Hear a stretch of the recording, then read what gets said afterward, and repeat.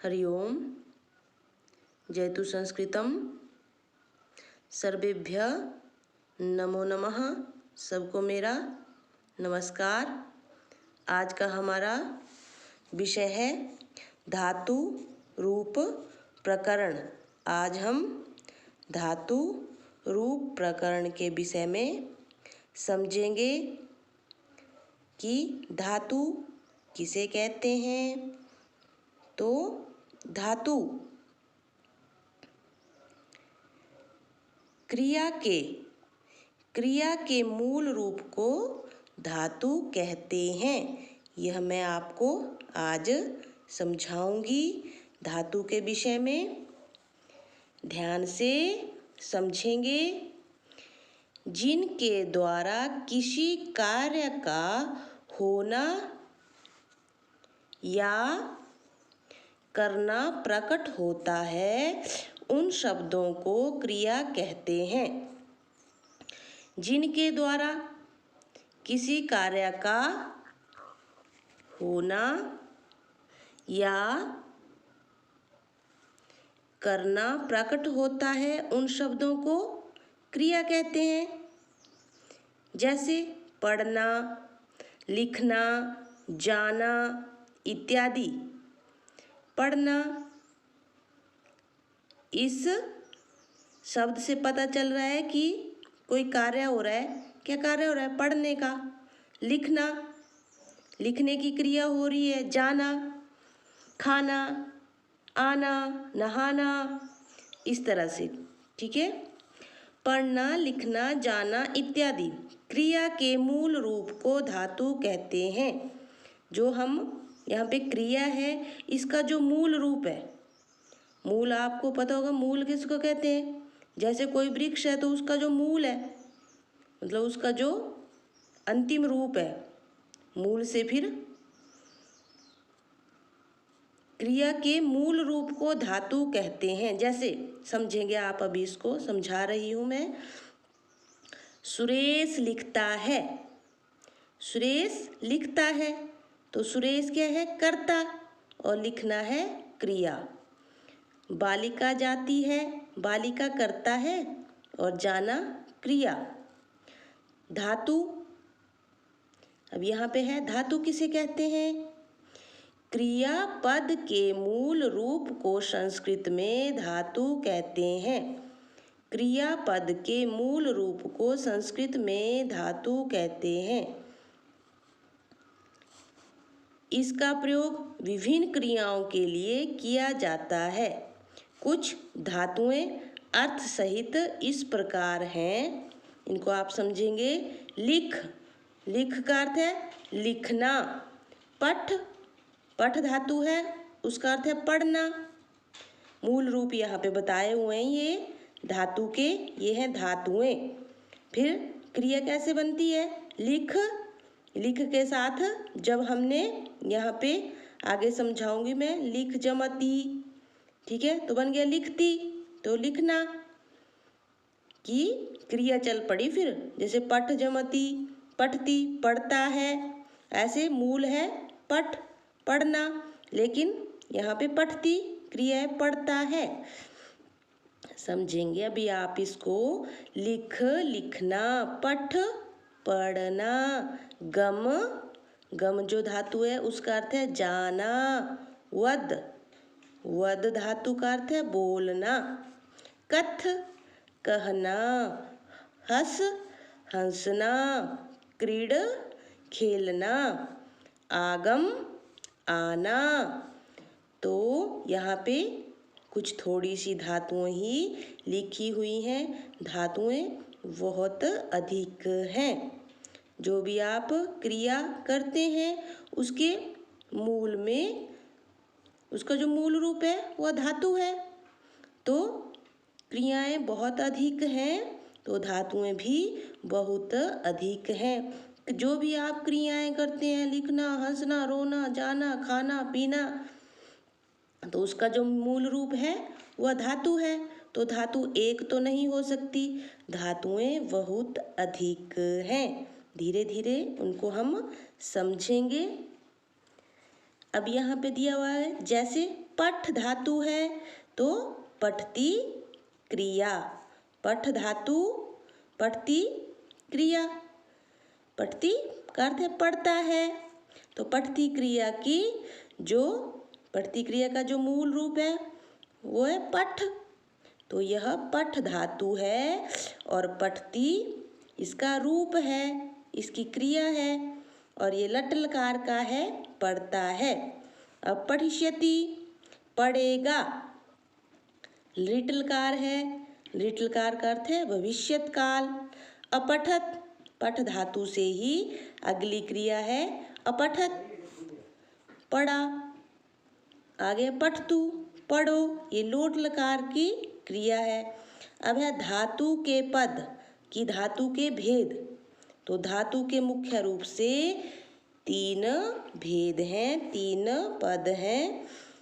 तो पहला है परस्मैपदी, परस्मैपदी धातु, दूसरा है आत्मनेपदी धातु, तीसरा है उभयपदी धातु।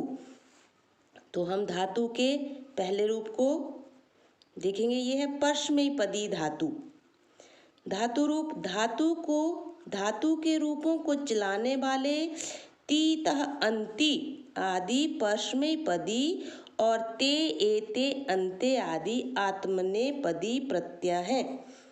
उभयपदी धातुओं के साथ में परस्मैपदी एवं आत्मनेपदी दोनों प्रत्यय लगते हैं।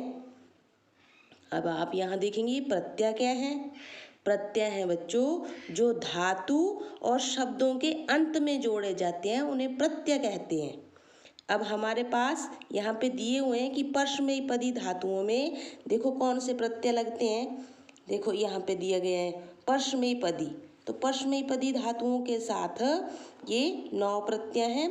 तिप तस झी, सिप थस थ, मिप वश मश, तो इनका फिर तिप का शेष रहेगा ती। जैसे पठ धातु के साथ तिप लगा, फिर तिप का शेष रहा ती, पठ जमती पठती। फिर तस है, पठ जमतस पठतः, पठती पठतः। आगे झी प्रत्यय, पठ जम झी, झी का शेष रहा अंति, पठ जमा अंति पठंती। इस तरह से परस्मैपदी धातुएं जब यहाँ पे ये प्रत्यय जुड़ेंगे तब बनेंगी। आगे है सिप, पठ जमा सिप, पठसी, पठ जमा थस, पठथः, थ शेष रहा, पठ जमा थ पठथ। पठ जमा मिप, मिप का शेष रहा मी, तो बनता है पठामी। पठ जमा वश, वह शेष रहा पठावह। पठ जमा मश, म शेष रहा पठामा। यह है परस्मैपदी धातु। परस्मैपदी धातु में यहाँ बोला गया है, देखो धातु के रूपों को चलाने वाले ती तह अंति आदि जो प्रत्यय जब लगते हैं तो वो धातु हो गई परस्मैपदी।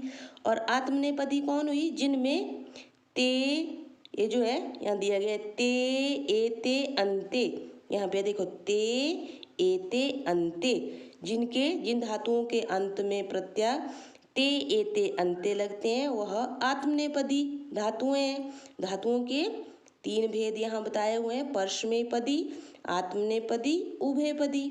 अब परस्मैपदी कौन हुई, जिनके साथ तिप तस झी सिप थस थ मिप वश मश ये प्रत्यय लगेंगे, वह धातुएं परस्मैपदी हुई।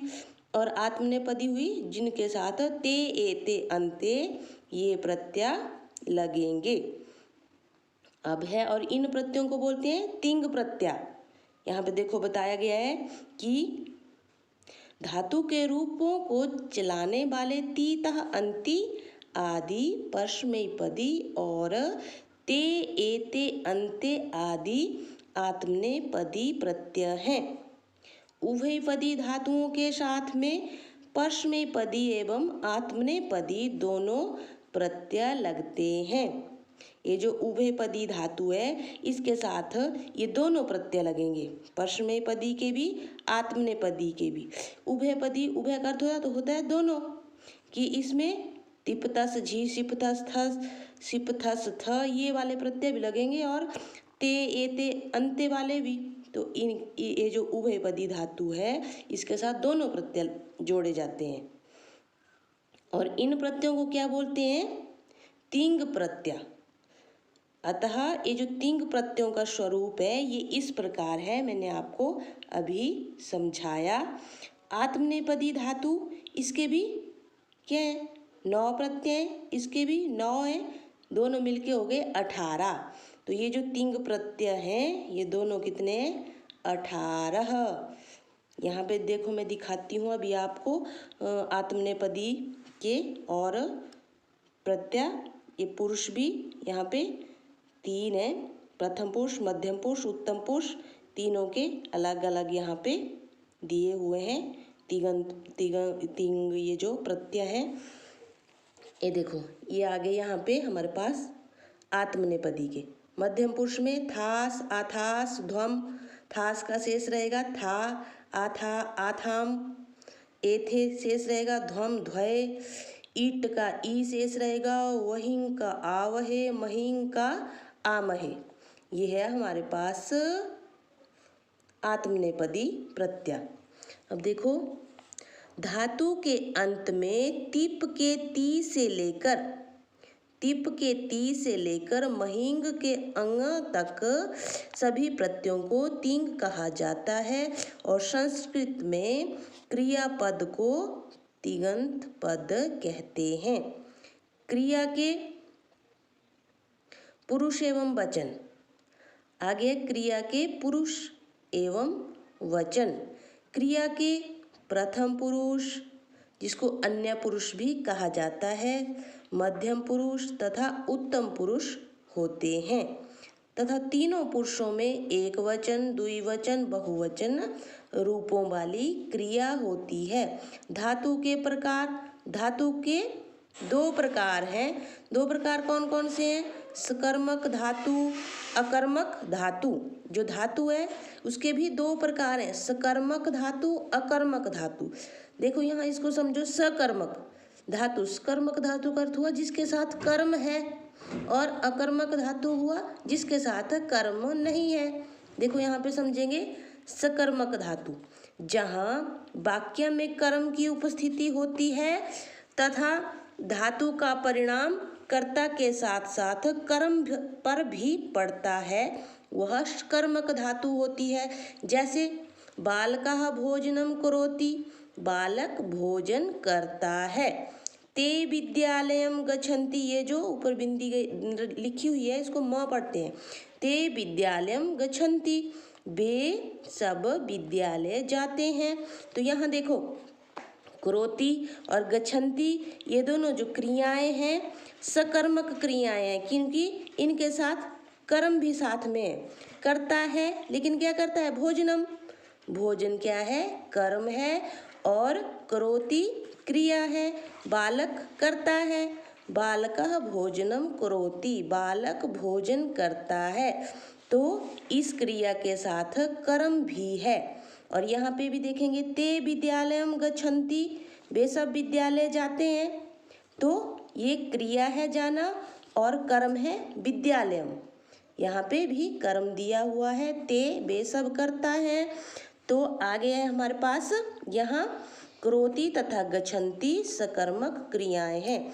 आगे देखो अकर्मक धातु, अकर्मक का अर्थ हुआ जिस क्रिया के साथ कोई कर्म नहीं होता या हो सकता, अर्थात वाक्य में कही गई क्रिया का परिणाम केवल कर्ता पर ही पड़ता है, वह अकर्मक धातु होती है। जैसे धेनु तिष्ठति, धेनु जो है तिष्ठति। आगे बालकः रोदिति, यहाँ पे देखो कर्ता है और क्रिया है, यहाँ भी कर्ता बालक है, रोदिति क्रिया है। तो यहाँ